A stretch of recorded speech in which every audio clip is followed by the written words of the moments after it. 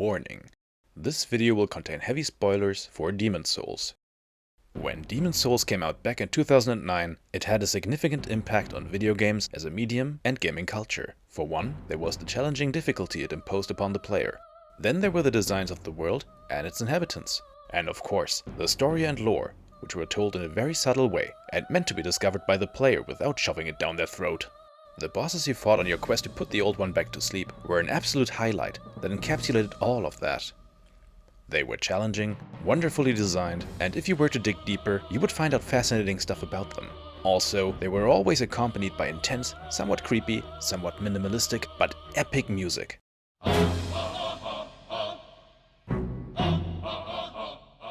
In this video, I want to talk about one boss in particular, the Maiden Astraea.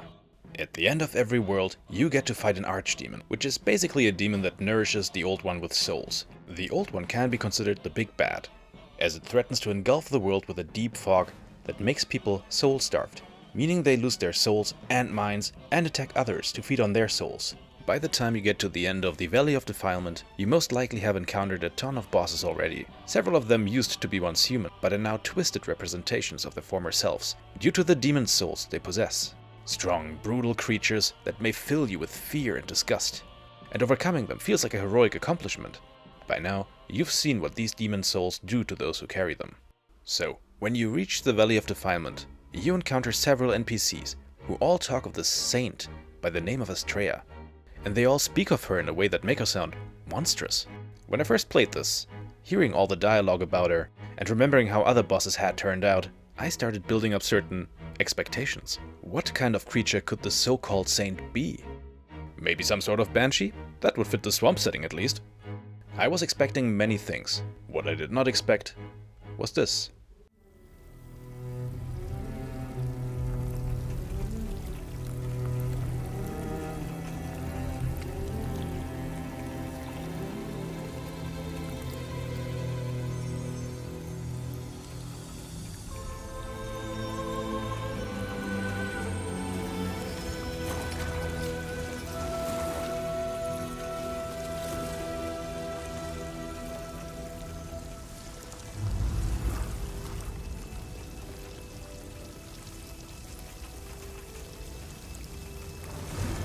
Go forth, Gwyn. May you be unharmed. Leave us, Slayer of Demons. This is a sanctuary for the lost and wretched. There is nothing here for you to pillage or plunder.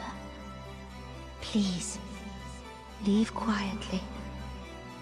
What I found wasn't a raging, mindless monster or some cruel, twisted creature, but a feeble young woman and a soft-spoken knight, both asking me to just leave, neither of them wanting to fight me.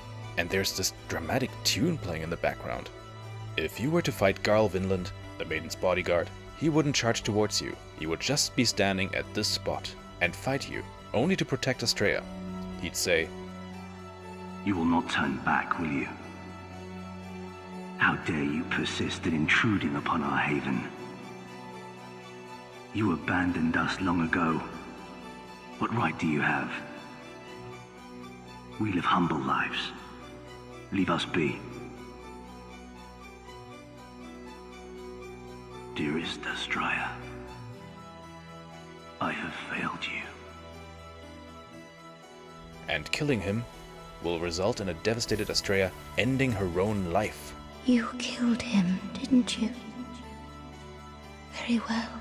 I can no longer resist you. Do as you like. Take your precious demon soul.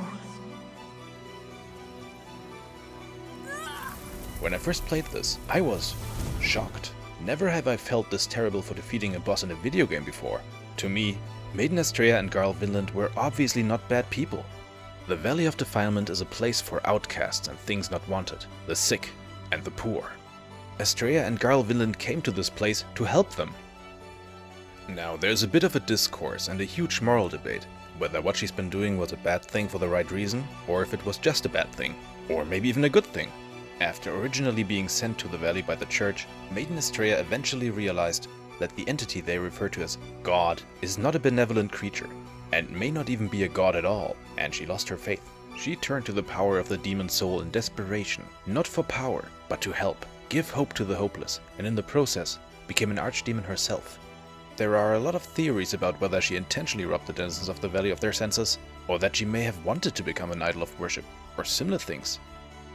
I believe the general consensus is that Astraea gave herself to the Old One, the ancient being that is the origin of demons, magic, miracles, and the fog that is threatening to engulf the world, and now gathers souls for him, while she serves as an idol for the soul-starved people of the valley that are practically a cult in her service. There's one thing that needs to be made clear though. A lot of these ideas are theories, with very educated guesswork that stem from information gathered from item descriptions, dialogue, and environmental storytelling. From what I can tell though, there is no source in the game that states that archdemons actively serve the Old One willingly. They nourish it, yes, but whether they do so by choice or are even aware of it is left ambiguous. This is important to note, since this leaves a lot of room for interpretation when it comes to Astraea's motivation and actions. There is nothing in the game that suggests that Astraea actively created a cult with her as a symbol of worship, and now serves the Old One by bringing him souls. Yes, she is worshipped, and the Japanese original text says that where she resides is a temple. However, I find the notion of her wanting to be a messiah figure to be at odds with the way she is characterized by the game. To me, it's more likely that the depraved ones built the temple for her, not because she asked for it, but because they are grateful to be finally shown some compassion. They offer souls to her, not because she asks them to, but because they want to repay her for easing their suffering. In the excellent analysis provided by Loki Dark Souls, link in the description, Loki goes over the original Japanese text and makes interpretations based on that. Apparently, the Japanese description of the Dirty Colossus Archstone states that the men who willingly offer souls there are freed from thought, which brings pain. He argues that Astraea is practically lobotomizing them to free them from pain, which is a bit extreme, and definitely puts her actions in a more negative light. And considering that in the world of the game, it's the soul that gives humans thought and personality, it's an absolutely valid interpretation. But I've been trying to interpret the Japanese text in a different way. A little less bleak, if you will. Rather than freeing them from thought itself to remove their pain, she's merely freeing them from the specific thoughts that bring them pain and distress. She's freeing them from trauma and depression, and basically functions like a human/demon-shaped antidepressant.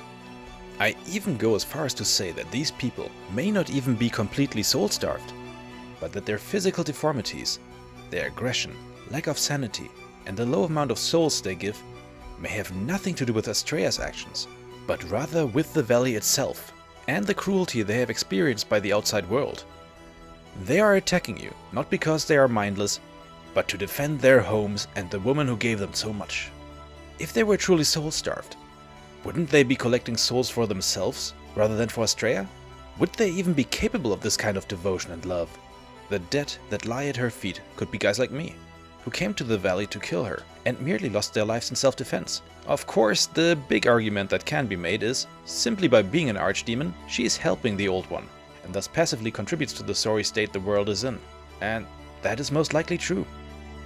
And of course there are these little nightmare fuel things called plague babies. I'm not entirely sure what to make of them, but they may be a byproduct of her actions, or maybe she just wanted to give them a second chance at life. Whatever that may look like, I have no idea.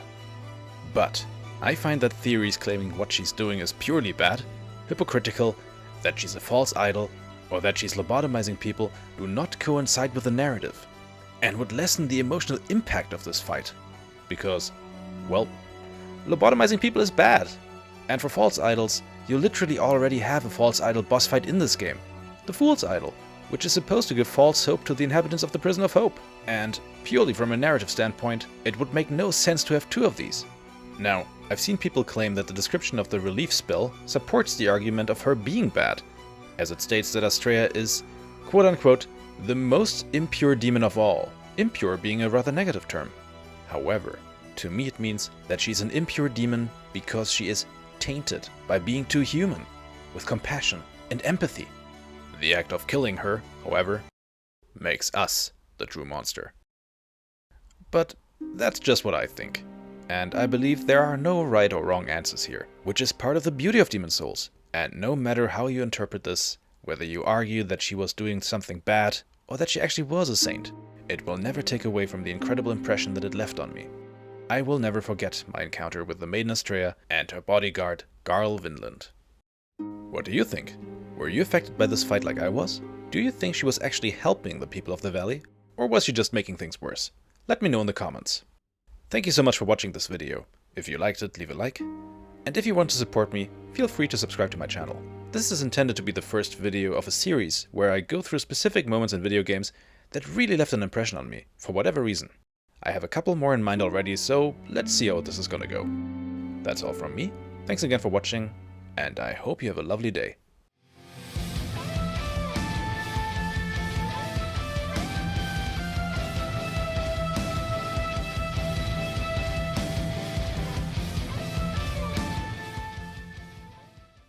You have a heart of gold. Don't let them take it from you.